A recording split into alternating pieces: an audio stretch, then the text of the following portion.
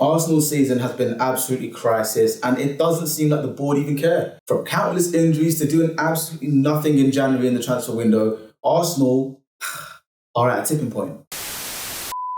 Yes guys, welcome back to the Mid MB channel, and today, like I said, I'm asking AI to help solve Arsenal's problems so far this season. It seems like the board at Arsenal don't know what to do in the transfer market to turn Arsenal from title challengers to title winners. So I've called on my friend ChatGPT to go and ask, how can we solve Arsenal's issues? Do they think they can solve Arsenal's problems? What do Arsenal need to do in the transfer market? How can Arsenal be moving from title challengers to title winners in the season coming up? Let's find out. So as you guys can see on screen, I've loaded up ChatGPT, and first and foremost, I think the right thing to ask is, what do you think has gone wrong for Arsenal this season?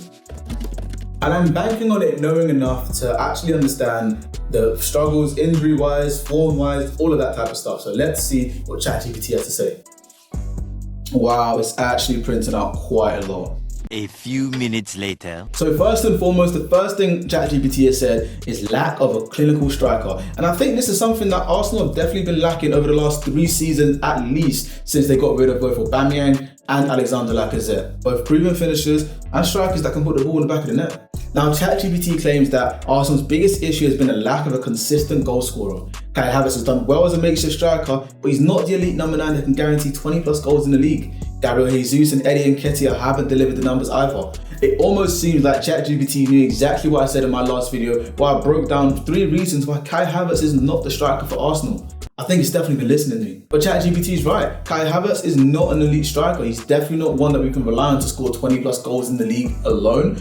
But this is something that not only the Arsenal board knew, because we didn't bring him in as a striker, we brought him in as a midfielder. So why are we still relying on him as a number 9? Gabriel Jesus and Eddie Nketiah definitely haven't worked out, in the sense that Gabriel Jesus is injury prone. Nketiah plays for Crystal Palace now, where even himself is struggling to score goals. So why have Arsenal let go of the likes of Folarin Balogun, Mika Biereth and other strikers that potentially could have filled the void? Their chance creation is strong, but without a ruthless finisher, they struggle in games where they dominate possession but fail to score. And this has been shown many times this season. The FA Cup game against Manchester United, so many chances, no goals.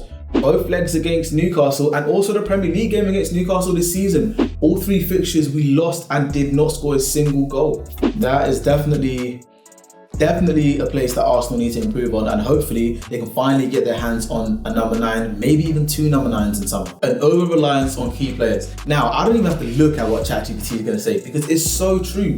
We've all been screaming it, Arsenal fans in particular, but fans around the league. Saka, the amount of games that this guy plays week in, week out, Premier League, Champions League, FA Cup, League Cup, it's not sustainable. And this season, unfortunately, the chickens have come home to roost, because Bukayo Saka has torn his hamstring and has been out since the start of December, or mid-December, early December, let's call it. And he's still not back yet. And Bukayo Saka is definitely Arsenal's key player, but he does not get rested. And not only that, there isn't a viable backup for him in the team. Now, of course, Arsenal loaned in Raheem Sterling this season from Chelsea, but he hasn't even really been playing that much football. And even when he does play, he doesn't look convincing. Arsenal loaned out Reece Nelson to Fulham this season, and we even loaned out Fabio Vieira after selling Emil Smith-Rowe to Fulham as well.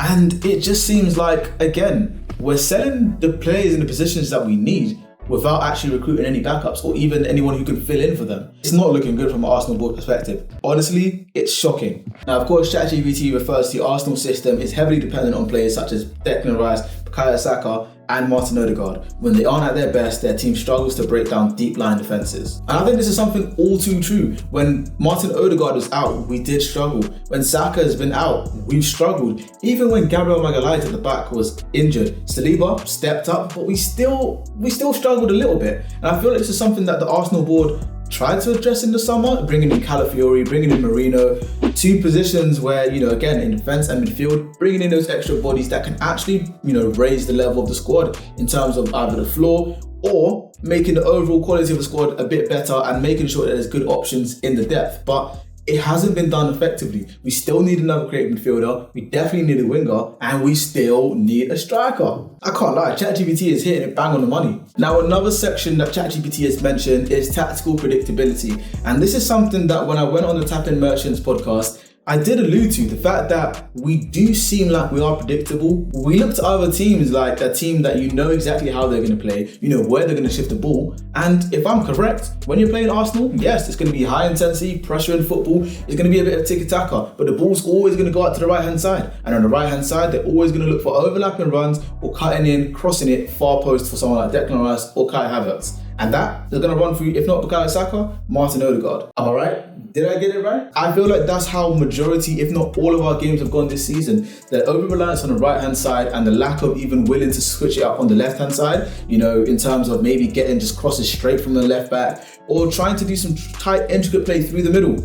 Arsenal rely on the same tactics. And again, it worked for them in the 22-23 season when they absolutely stunned the league, scoring a massive amount of goals because it shocked everyone. It even worked the season after, the 23-24 season, where again, went through a low period, but still managed to score so many goals and finish second again. Will it work this season? Can Arteta rely on the same tactics? I don't know. I guess we'll find out. I think the key thing that ChatGPT has even mentioned here is the fact that teams sit deep and defending low blocks have frustrated Arsenal. And it's so true. Even when you look at last year in the Champions League when we faced Porto in the round of 16, as soon as they hit that low block, that mid block in midfield, oh my goodness, Arsenal was scratching their heads thinking, yeah, how are we going to score? How are we going to create something? And we've seen it when we played the likes of Fulham, when we played the likes of Brentford, even when we played Everton and Brighton. When we drop points against certain teams, it's because they played that low block and they've played it well. And they know that if Arsenal cannot shift the ball quickly out to the wings, they're dead. I can't lie, I'm actually quite concerned that ChatGPT is getting it bang on the money. Because I know ChatGPT has access to a lot of, the information on the internet, but again, people that even watch the full 90 minutes still can't see the same things that ChatGPT is saying. So, I don't know, it's frightening. AI is taking over. And for another area where Arsenal's season has kind of gone wrong, ChatGPT says title pressure and mentality issues. And I think they're half right on this. Title pressure, no doubt, is difficult to sustain, especially for the last 2 years when you've been fighting an absolute monolith of a team in Manchester City. And when they do finally fall away in form, you have Liverpool resurgent, no Salah leading the way in all time of season. It's definitely hard to keep up with that pressure and intensity week in, week out, even as a professional footballer. ChatGPT says competing for the Premier League title is a different level of pressure, and Arsenal are still learning how to handle it. Some performances in big games have shown a lack of ruthlessness. And honestly, it's so true, because aside of that result against Manchester City where we absolutely thumped them 5-1, we haven't really seen Arsenal be clinical or even score goals on a counter-attack. It's not ruthlessness that you'd usually associate with Arsenal. But on that day, they were ruthless. Now, the only thing that I guess I'm a bit skeptical about with what ChatGPT said is the mentality issues. It says last season's collapse in the title race may also be playing on the minds of some players. And I think, yes, that's true, because we lost out by just a single point. And I feel like as a player being involved in that, you'd be thinking, well, if only we drew instead of lost that game, if only we won instead of drawing that game. And it's like, we went on such a good run last season, winning 16 out of 18. How did we still not win the title? I can understand that, but I feel like the mentality this season hasn't been the issue. I don't think it's an issue of, the players still having that on their minds. I think it's more so of, relying on the same players to be fit and be available, such as Saka, Odegaard, and even Declan Rice. But then also the fact that so many times this season they've gone down to 10 men against Brighton, against Manchester City, against Bournemouth. I feel like it's a mixed bag of things, but I don't think it's mentality. But hey, I could easily be wrong. Again, I'm just a content creator. Lastly, it says another place that Arsenal season has gone wrong is Manchester City and Liverpool's consist. Okay, I think I might need to rejig this a little bit. So it says Arsenal might have improved, but the competition is still ruthless. City and Liverpool continue to set a relentless pace at the top, and Arsenal need near perfection to keep up.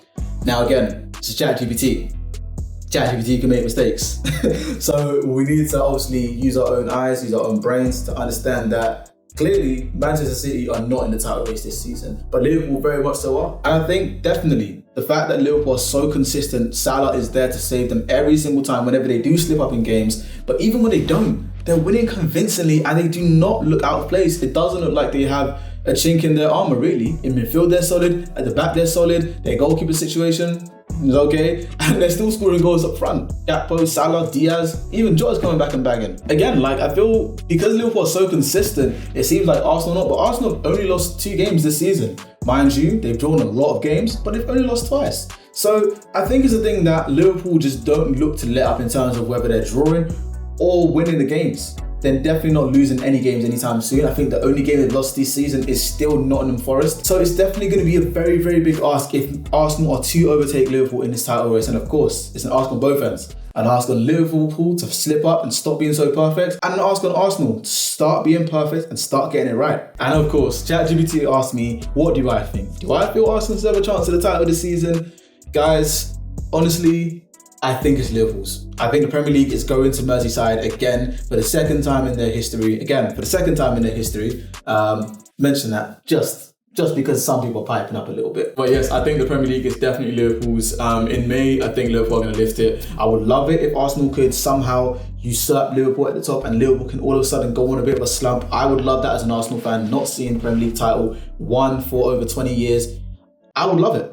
And I think I deserve it. But I don't know what you guys think. Do you think that, one, Arsenal can win the title or someone else can win the title above Liverpool? Number two, do you think that ChatGPT has gotten this spot on? Or do you think, just like it's mistaken one of the last prompts, it's gotten it completely wrong? You guys let me know in the comments below. Make sure you subscribe to join MB United for more videos like this. I think I'm going to be asking ChatGPT a lot more questions and including it in my videos because it seems to be getting stuff bang on the money. From now on, guys, I'm going to try and upload twice a week. I usually just upload on Sunday evenings, but also because, I love creating videos for you guys and you guys seem to love watching these videos as well, I'm going to try to upload on Sunday and Wednesday evenings. So I'm going to try it for a little bit and let me know what you guys think. For Wednesday, for Thursday, let me know because I always interact with you guys on the community tab and of course on my social media. You guys message me, I'll reply. Why not? This is MB United, we're a family, we're a team. Yeah? So make sure you guys go follow me on my socials. There's gonna be a video popping up on screen right now. And I think you'll enjoy this video just as much as you enjoyed this one. So make sure you give it a watch. And until next time, keep it real. And I'll see you when I see you. In a bit.